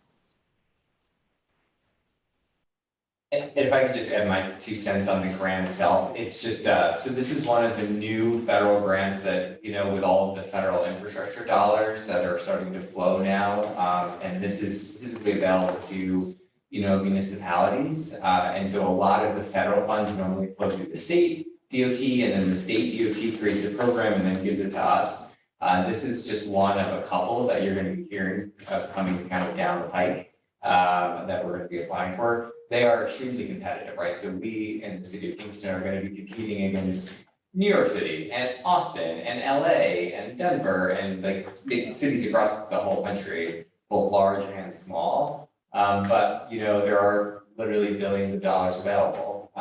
And so we feel like we need to be in it to win it. But I will just say that it is going to be a big lift for our team. And so I just want to say thank you. But I feel like this grant really, has sets up for us to be able to be, on the cutting edge of continuing to provide streets that are for all users. And as a part of this effort, you may remember a few weeks ago, you had a presentation about the safe streets approach. And so you probably remember my email also just saying that I agree with that.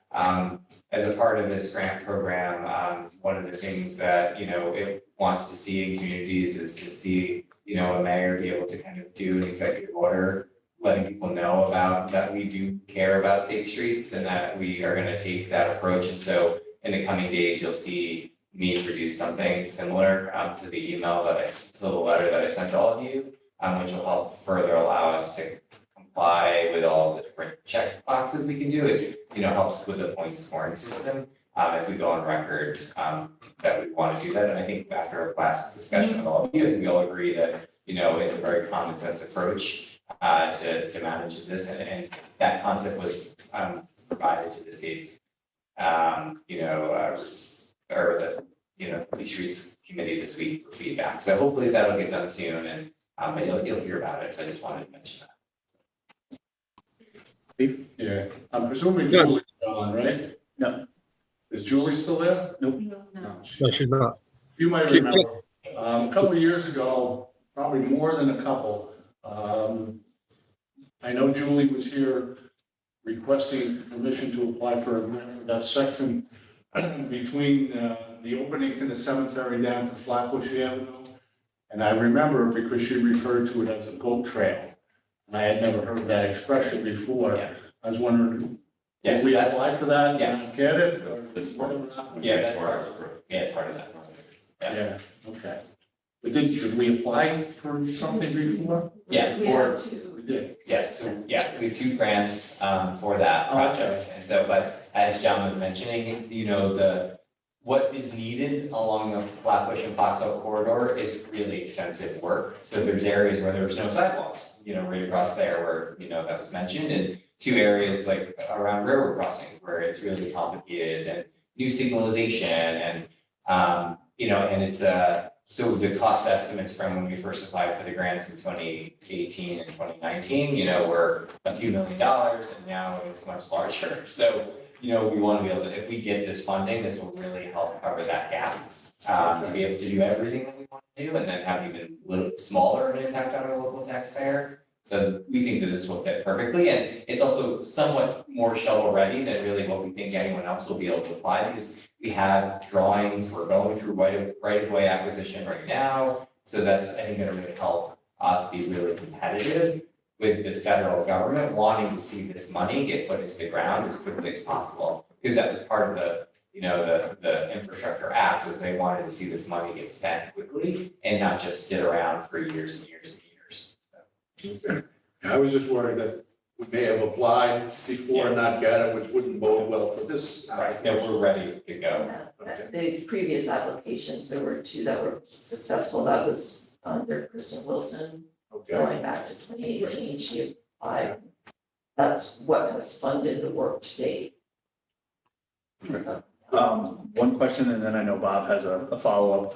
How far past Colonial, going towards like Eastchester? Really, I think it's right at the entrance to Colonial Gardens, so it would be the end of the project that we're currently envisioning. Okay. And Bob? Yeah, I just want to add to what Steve said, the mayor said. He's absolutely right.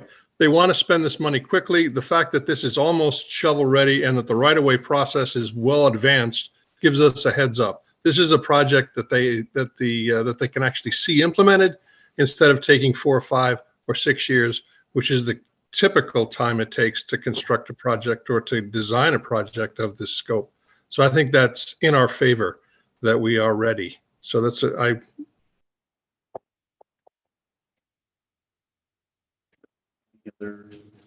Okay. We do motion? No. Motion. Thank you all. Discussion? Yeah, it's a sorely needed, project for that whole length, so, and those intersections. So fingers crossed that we get it. Thanks for all. Now, this just popped in my mind. So have we, since it's stopping at Colonial, have we looked at to see if the people wanted to go up, like if they wanted to go to Speedway and, you know, how's the traffic studies, like have we looked into that going the other way with this? I mean, I don't know if these guys can talk about it. I know that when we were doing our initial Flatbush, this, you know, kind of conceptual designs of like how far up Flatbush we could go, is that you run into serious constraints of the roadway. The curbs. On the curb. So you've got a sheer cliff on one side, of like a hill, and then on the other side, you have houses and also another sheer cliff. And so to be able to do a sidewalk, up there, became very challenging, for us to be able to actually secure funds to do, and just that stretch alone would probably be multi-millions of dollars just to do that, area, if it's even engineering possible. I don't know, John, I don't. I think that's. Anything's possible. Yeah. Enough money. Yeah. Okay, it's just, again, curiosity. We did look at it and it was something, it was just, we had to take it off the table.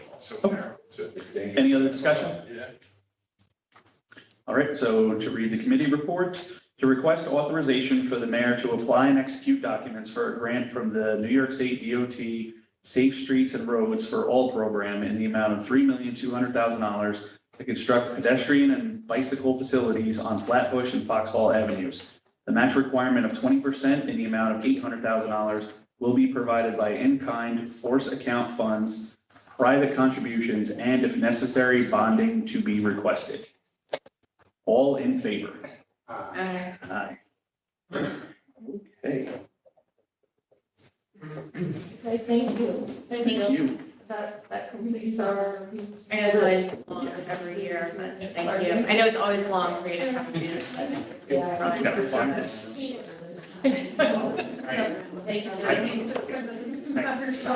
Okay. Okay. I'll see you later. Where are we? Number seven. Number seven. Lisa, this is you. No, I do not have a report to that. No. Elisa, you there? I am. All right, so for those online, we are on number 7, and we will give it to Elisa to tell us what's going on. So I don't know if everyone is aware, my office is, one of our responsibilities is dealing with dogs and the SPCA. So if the SPCA picks up a dog, the owner of the dog has to provide documentation that the dog is properly vaccinated and has a license with the city of Kingston. If those two requirements have been met, they have to pay a redemption fee if the dog has not spent the night. So any dog that's picked up and given back to its owner right now is paying $25 redemption fee. For any night that it spends there, it is $20. This suggestion to raise the fees has come to us from the SPCA. We are seeing an uptick in the same dogs over and over getting picked up. And they believe that the fee is not high enough. And I know I've spoken to John Toohey about this, and it's actually less expensive to have your dog run free, get picked up by the SPCA and stay there when you go on vacation than it would be to have the dog boarded. So I did call around some local municipalities. I contacted Newburgh and Middletown to see what their fees were. And they are significantly higher than ours. They're a little possibly too high. If you look at the communication I sent, Newburgh charges for boarding, it's $44.70 a day, compared to our $20 a day. The redemption fee is $35.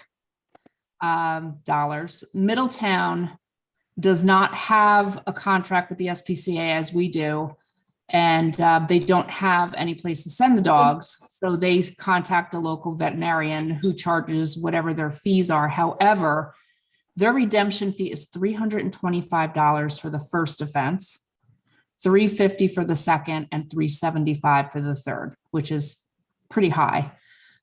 With their third pickup within the same year, the owner also loses their right to the dog, and the dog is immediately put up for adoption.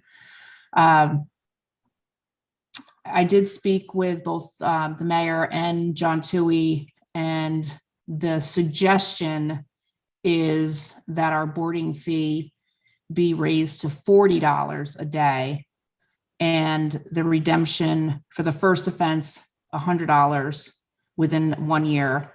A second offense would be $150, and a third offense would be $200.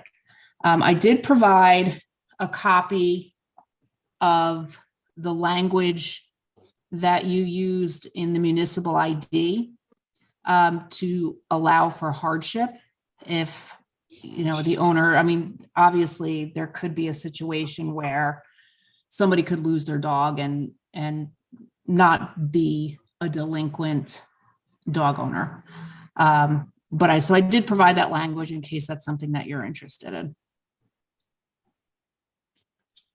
That's on the table, the filing. Oh, okay. So it's the city of Kingston will allow for a hardship waiver if witness and authenticized documentation can be used and does to be valid by the city clerk, thereby establishing.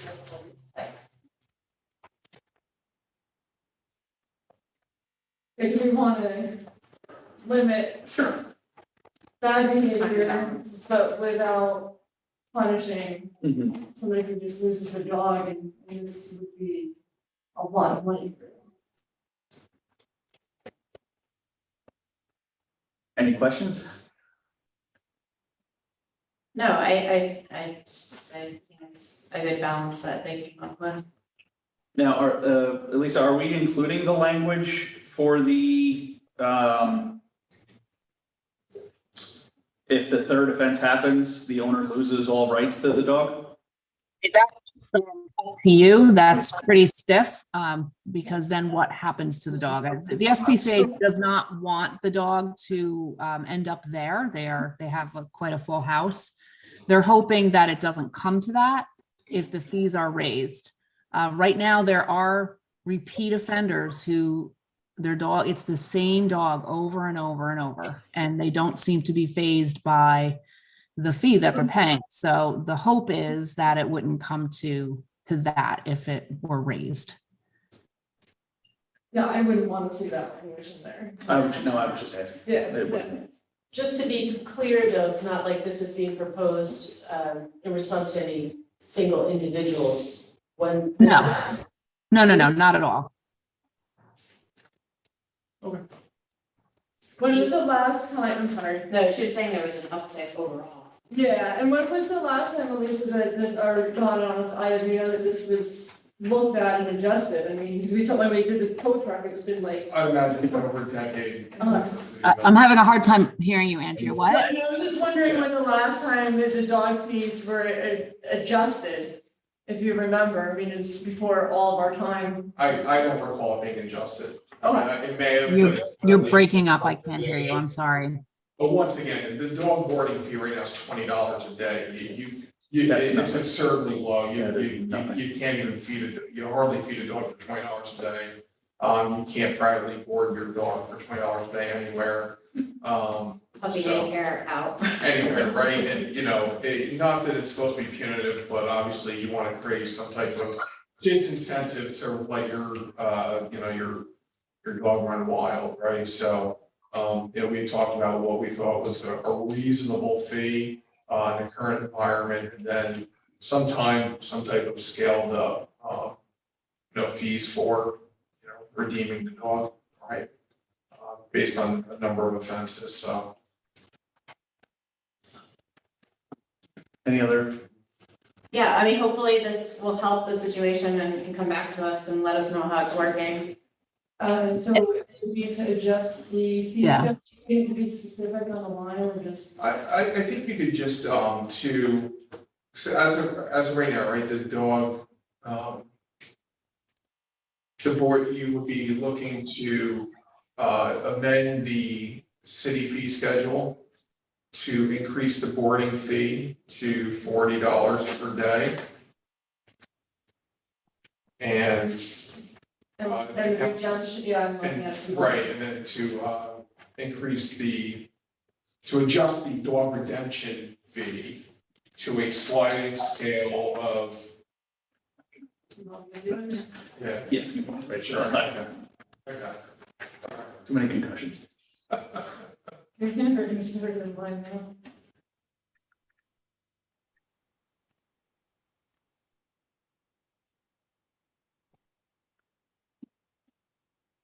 No other discussion. I typed that Well, down. do you want the waiver language that we have in the municipal IDs? I think you could add that. Right, I'm asking the committee if you Yes. want this Yes, language. no, absolutely. Steve, do you want this language in there? Alright. Yeah, I mean, mine even got away once he came back, but, you know. I'd be Right, devastated. It wasn't on same purpose. stop Yeah. or- Yeah, Yep. so we don't wanna. Other people can't afford it. So the boarding fee would be 40 a day, the redemption fee would be the 100, the 150, and the 200.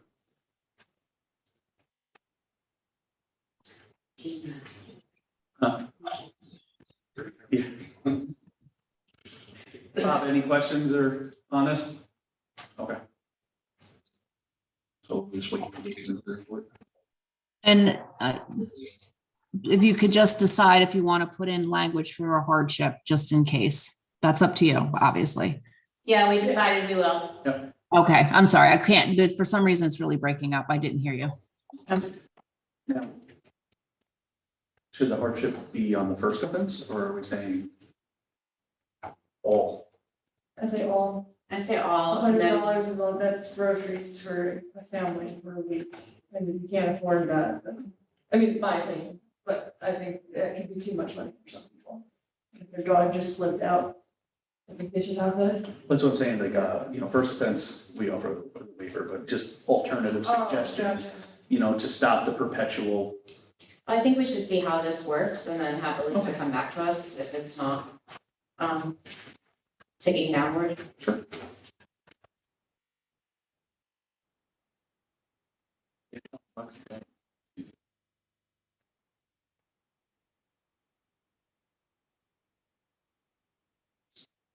Oh, yeah. Can only imagine. Mine's been kicked out of doggy daycare, blacklisted from PetSmart.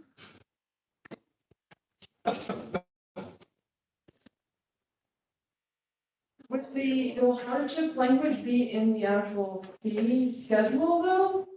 I think, it's probably more of a Barbara question, whether or not you'd want to have any language in the fee schedule that would permit the waiver So fees. in terms of drafting the committee report, I think you can say hardship waiver incorporated into the fees consistent with the approach used in municipal ID. I could just, or I could write that in, like write sentences. As you wish. Because I don't know where it is right now, but if we just look at it, we'll put it wherever it But is. Michelle. It would be part of Is it, I'm looking at at the fee schedule or? I'm looking. No, I don't. Is this part of the fee schedule? The Here. language of the municipal ID? Or is it just on the permit? Yeah, I think we just have the cost. You know, So yeah, that would be someplace else. Yeah.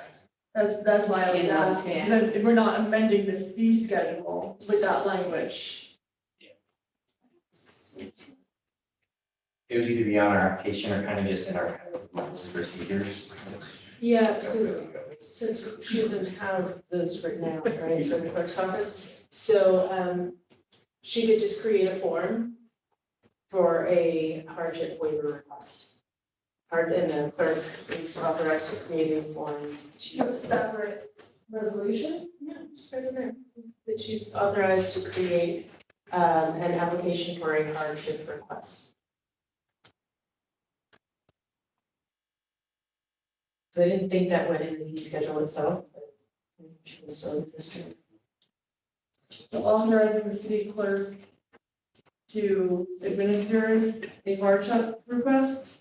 To prepare an application for hardship requests and grant such To requests prepare on a case-by-case basis.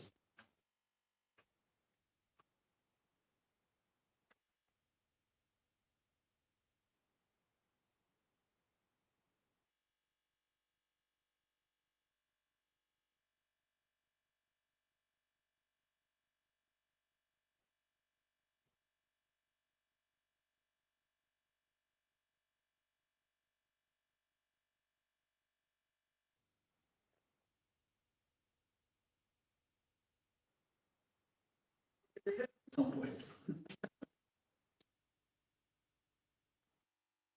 Okay. So motion to discuss. Second? Second. All right. The committee report reads, adjust city fee schedule to amend the dog fee to boarding fee. Pronoun or something? Adjust city fee schedule to amend the dog fee, Dog boarding fee per day. to $40 a day and the redemption fee to a sliding scale of $100 for the first offense within a year, $150 for the second offense, and $200 for the third offense.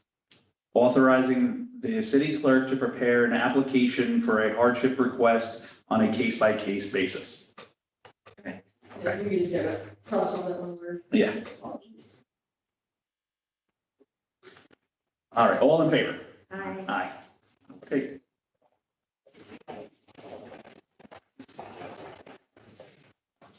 Thank you. Thank you. Thank you.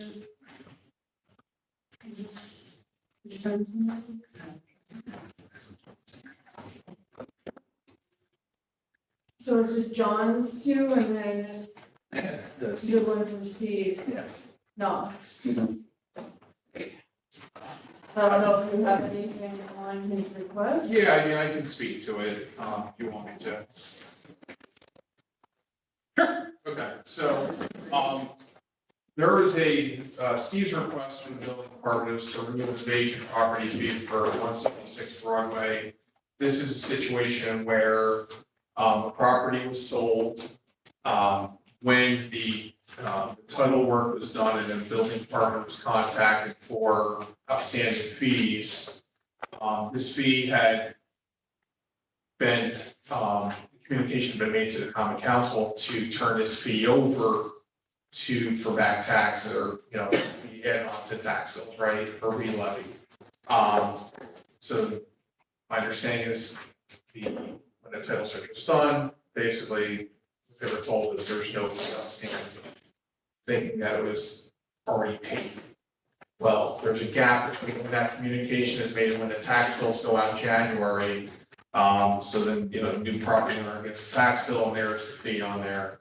So, I've talked to Steve, his staff is aware of going forward that, when there's a fee that's turned over to our office, that they're aware of that gap and then, they check with us to see, to make sure that that's been paid. So, I think this is a valid request. The new property owner, wasn't responsible, for, didn't own the property at the time. There was, this vacant property assessment was put on and didn't have a chance to identify that as part of the title search based upon the response that he was getting from. So. And I hope you don't see any more of these. I think we're hopefully through this now.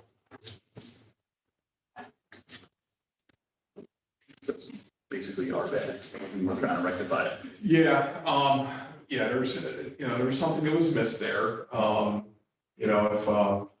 If they had identified, if, our office had been contacted. Well, at that point, depending on when they called, because all the, it was on the tax bill that had not been paid yet. And then the new property owner, it could have been an adjustment on the closing when they purchased the property, right? They could have been reimbursed at $5,200 from the prior owner, received a credit on the sale. They just didn't have an opportunity for that to happen based on the communication they received on title search, so. Changes my perspective. All right, any question? No. No? Okay, motion to discuss? Second. Thank you, Madam Michelle. All right, any discussion? I'm gonna be leaving soon, but the door is locked. Okay, Thank you. thank you. All right, the committee report reads, removal of assessed vacant property fees from owner of 176 Broadway's 2023 tax bill, in the amount of $5,200, estimated financial impact is 0. It should be. Oh, it should be, okay. Okay. All in favor? Aye.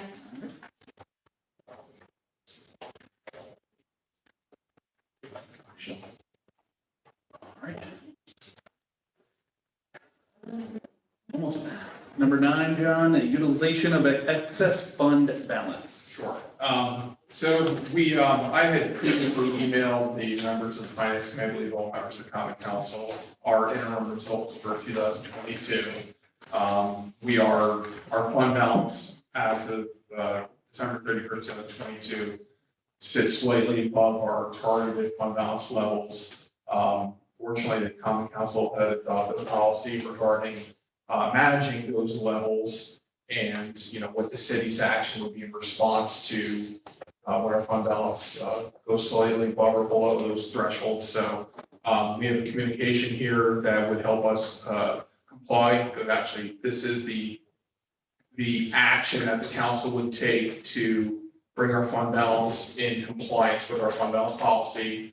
It's a fiscally prudent move. It basically would be taking some amount of fund balance and using it to pay off debt or pay off equipment that we have authorized to borrow, but we have not borrowed yet. So absent this type of move, your fund balance would be higher and you'd actually be borrowing for, another $1.1 million when we borrow in August. So these are the type of actions that we've recommended in the past. They've helped the budgetary process a lot, help manage the fund balance policy, help manage the tax levy. So this is for your consideration. If you have any questions, I'm here.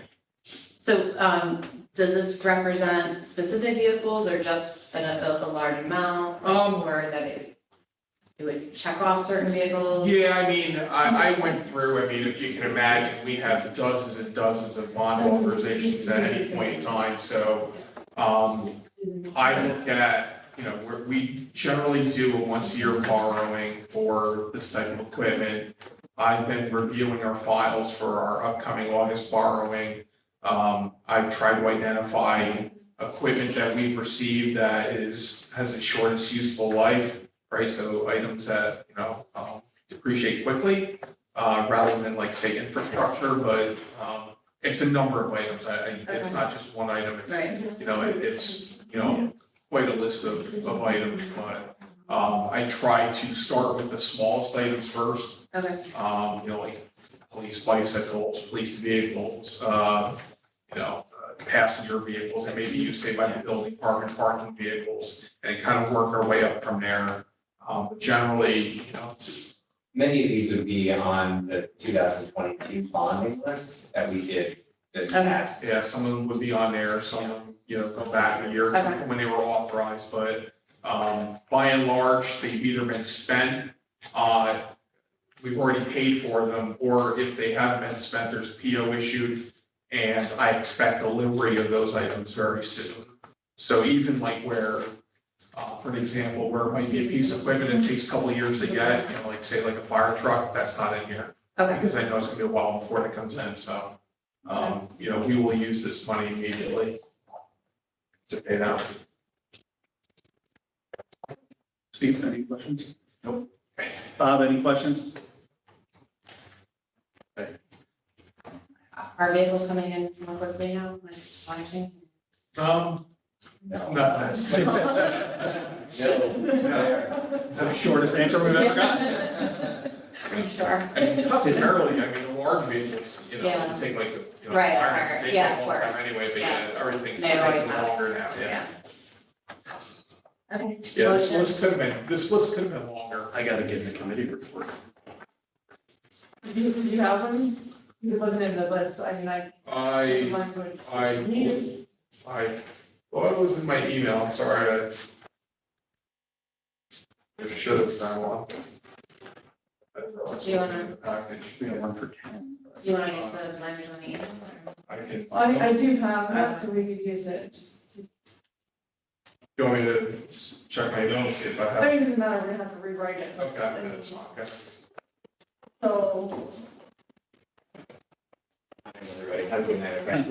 Thank you. you almost made it through the whole night, just what? I just wanted to make sure that he wasn't gonna get that. Yeah, I just want to. Good night, everybody. Good night. Yeah. Yeah, because it's actually a budget transfer. This is, Yeah, I got that. I just don't have the. yeah, so you could essentially, I can tell you what Brandon your committee report, to utilize fund balance to pay off. If you want to break that down, wait, 500. 500 in equipment. You know, similar items. And Similar items. Previously authorized for bonding.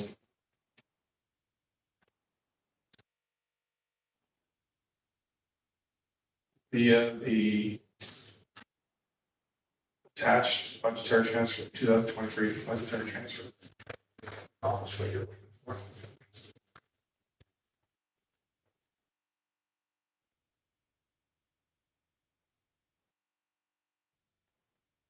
Okay. So motion.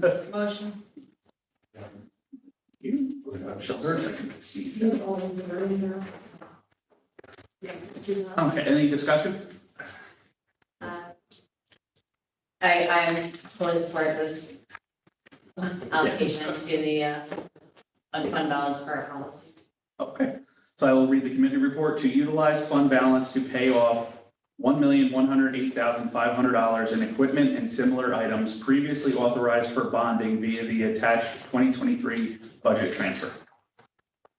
Okay, all in favor? Aye. Aye. Thank you, John. You're welcome. Work on that. Thank you for, brings that number a little bit for. No, it's great. Summer. That's it. Thank you.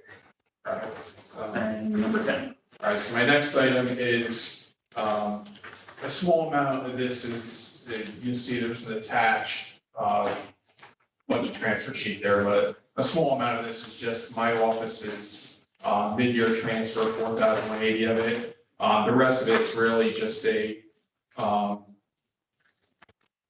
administrative type transfer where, we had received, as you're aware, we had received a settlement on Washington Avenue tunnel litigation. We need to use that to pay down the related debt, so it's just moving that from the debt reserve to allow us to pay down the related debt, so you can Washington Avenue tunnel. Sure. Any discussion? Any questions? No. All right, yeah, that's what. Any questions? No. All right. Motion to discuss. Motion. Right. No discussion. All right. All in favor? Aye. Yeah.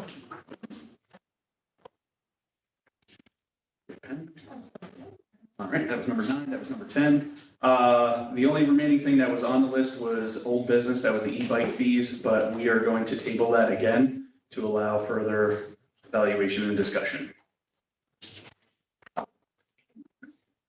Motion. Alright, so Lisa, we have the e-bike feed and the staff for planning department as old business. Otherwise, that's it. That is it. All right, so motion to adjourn. Motion. Second. All right. Thank you, everyone. That's not right. Finance. Question about the e-bike, thing. Why is it called the e-bike legislation? Isn't it bicycle and bike share legislation?